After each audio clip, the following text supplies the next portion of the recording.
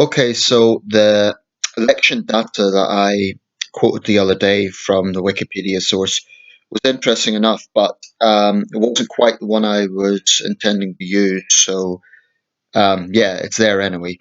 But I want to just kind of spread knowledge of some interesting data from general elections, modern general elections, as well as um, some interesting data on individual members. Um, so, first of all, I want to comment a little bit about these protests that have been taking place in central London. They're not massive, but they're very vocal. I'd say a few thousand people, hardcore left wing people unhappy about Boris Johnson. And just like Trump's victory in 2016, there are chants of he's not our prime minister. Here's my take. Peaceful protest is a right, but these people come across as, firstly, some of the placards are troubling. Punch a Nazi, burn the rich, for example. Um, I get that people dislike this outcome. You know, if you're a deep red socialist, you're obviously not going to like the outcome of a conservative majority. But this is democracy, okay? And if you look around the world at places like China, which I have personal experience of, a country where there is no right to dissent, where a single regime controls everything, then however unhappy you are with this result, you have to concede that our system is much better. I'm sure there's plenty of room for improvement, but I mean, for example, voting reform might be one area that, well, it's not going to come up in this parliament, and it was defeated in 2011. But I think that, when those people are yelling at the police, who do you protect? I mentioned the right to peaceful protest. That's not particularly peaceful. Um, so they just look like sore losers. Frankly, it's definitely. I have little respect for them, and you just know the sort of ideology they would come out with. Incredibly intolerant to any dissenting points of view, pretty much far left. Is how I interpret those sort of people, and they're welcome to prove me wrong. Okay, so I want to just discuss some interesting data um, regarding actual general election results of modern times. This isn't totally comprehensive. It's via the Times. The biggest majority since 1945. Now, bear in mind, in the United Kingdom, we don't vote by the popular vote, but by the number of seats allocated. In England, seats are bigger than in Scotland. The average electorates of around 100,000 people. In Scotland, it's more like 50,000, roughly speaking, um, which is an important thing to consider when we look at why the SNP, with less than a million votes, gets 48 seats. Um, in terms of the actual votes this year, the Tories got, I'm not going to quote figures exactly. In fact, let me see if I can. I think I did write this down somewhere, just out of sheer interest. Um, so the actual vote tally, and this is obviously subject to slight discrepancy, but the actual vote tally for this election was, just scrolling down my list here, if you bear with me a second.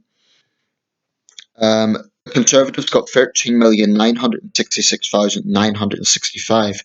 That's second only to John Major's 1992 record, or the Conservatives' 1992 record, which was the only time a party surpassed the 14 million mark. A distant second place, Labour, 10,269,076. Liberal Democrats, 3,696,423, which is a lot more in the popular vote than the 2017 outcome. But again, that unfortunately doesn't matter in our system because it's about first past the post. So you can get second in a swathe of seats and still not secure enough seats.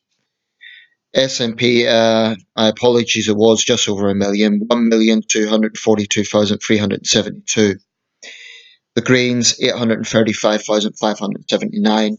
The Brexit Party, 642,303. And the DUP, 244,128. So they're the top polling parties. After that, you get Sinn Féin and all the other parties. Sinn Féin, of course, don't take the seats. What's significant is that in Northern Ireland, for the first time, nationalist parties have got more than unionists. That's a situation to watch very closely. Again, if that relates to Brexit or not will remain to be seen, but that could be a very, very critical situation, and one which I personally, of course, would be interested in. Although I must admit, these days I don't follow Northern Ireland politics very closely. I've grown up in Great Britain, that's the politics I tend to follow. Okay, so since 1945, the biggest majorities are as follows. 1997. Now, New Labour that year got actually fewer popular votes than the Tories did in 1992, that famous sort of hidden Conservative vote. Nevertheless, the electoral victory was massive. Labour under Tony Blair got 179, a majority of 179, which meant that was the Tories' worst election performance since 1906. Going back some, what is that, 91 years. So astonishing at the time when the Liberal Sir Henry Campbell Bannerman was in government. Second was also by Labour under Tony Blair, 2001, a majority of 167. Third, that famous Labour victory of 1945 under Clement Attlee, 146, sweeping majority for Labour. Then Margaret Thatcher's 1983 performance, the Tories got 144. I keep mentioning the leader because although we're not a presidential system, in reality there is huge focus on party leaders in this country. So that was a majority of 144, which is the largest Tory majority of modern times, but still less than what Labour achieved in 97 and 01. 1987, the Tories got 102 under Margaret Thatcher. 1959, under Harold Macmillan, the Conservatives got 100. 1966, Harold Wilson, Labour Party, 98. Now, Boris Johnson's majority in this election is 86, subject to slight up or down. Some of the results are still being finalised, I believe. 86, so that ranks him, let's see, 1, 2, 3, 4, 5, 6, 7, eighth biggest majority. So it's a comfortable success, but not a massive, massive landslide. It's a comfortable success, we can call it. Then 66, Labour, 2005 under Tony Blair, 1955, 60 under Anthony Eden. So that was the results of the highest majorities of modern times. I'm just looking at that 1955 poll. Eden wasn't in office for very long, so it must have been pretty soon after he took office. I need to check that out. Probably even sooner. I mean, I was wondering if this election is the shortest election to be called after an incumbent prime minister ascended to the role, so from an internal party vote. So Eden may have surpassed that. I don't know how long after Eden's ascension that took place. Right. So New Labour still has by far the record 179 in 1997. Now, some incredible records over the years. The largest majority for a sitting MP, that is the largest seat majority, was recently, the last election, 2017. Sir George Haworth of Labour got a majority of 42,214. This is absolutely astonishing. That's in the Merseyside seat of Knowsley. Astonishing. I don't know what his rival got, but it would have been way, way, way behind that. So talk about safe Labour, and it's worth noting Sir George Haworth has retained the seat. Whether he ran a very strong campaign, whether I mean we could put it down to the fact Knowsley, Merseyside is it's Labour heartland, but that really is a staggering, staggering majority. And it's worth noting he's not a Corbynite, he's in the Labour Friends for Israel, so it's not exactly an example of endorsement for Corbynism. So it may just be that he's a very good MP, may be that he's a good campaigner, but that's staggering. 42,214 for Sir George Haworth in Knowsley. By contrast, the smallest majority for a sitting MP was Henry Duke. He was a Conservative candidate for Exeter, December 1910, a majority of one. Single vote. Now, not surprisingly, there were several recounts in that election. If I could just get up his rival, this is December 1910, Exeter. Um, I think there were three recounts, and let me just see the result here. Yes, Exeter, UK parliamentary constituency. I believe his rival must have been Liberal at that time. I'll just check. Just bear with me a second. Um, Going back to, this is an old seat. It hasn't really changed its name in over a century. Yes, Harold St Maur, Liberal, got 4,876 in January 1910 to Henry Duke 4,902. But December that year, this record, December 1910, Harold St Maur got 4,776, Henry Duke of the Conservatives 4,777, which was their percentage was pretty much 50-50, a majority of one. The caption reads, upon petition, this election was subject to recount due to the closeness of the results. On the first count, St Maur led with 4,786 votes to Duke's 4,782.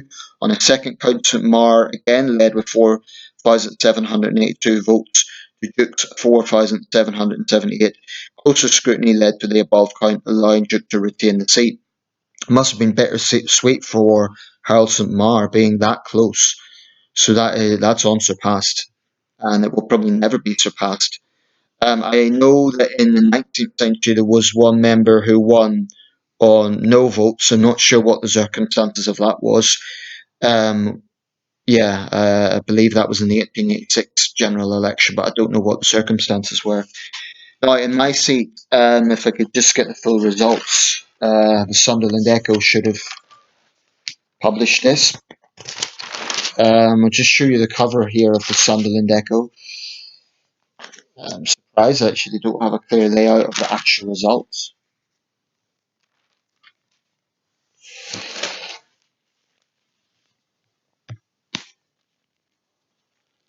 So this is the Sunderland Echo.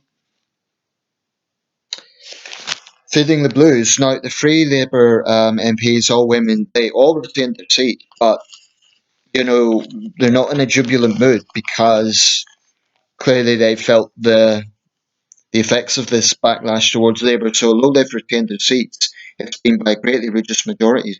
So I'm just going to read out the Sunderland Central results. I won't read out Sunderland South and Houghton and Sunderland West. I believe that's what the name is. Sunderland West and Washington. So I'm in Sunderland Central. This was previously Sunderland South. Um, for many years, it was simply Sunderland South and Sunderland North. Real Labour heartland. Former MP was Chris Mullen, who was long-serving MP in 1987, I believe, to 2010. He was actually from Essex, but long-serving MP. So, Sunderland Central, Julie Elliott of Labour got 18,336.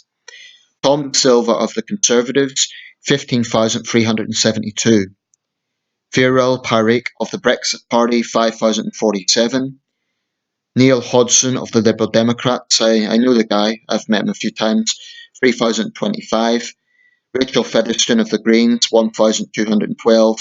And the Independent Dale McKenzie, who's a local businessman, 484, which shows how much of a struggle it is for independence anywhere. Now, Julie Elliott won, but to contrast that with this last election, 2017, Julie Elliott that year got 25,056. Robert Oliver of the Conservatives, 15,059. And what's significant about this election is the Conservative candidate doesn't even live in Sunderland. Tom De Silva, I saw his pitch in the Sunderland Echo and I wasn't overly impressed by it. It was very generic that we need to help seats like Sunderland. Clearly, he didn't know much about the area, and his address was in Kingston and Surbiton.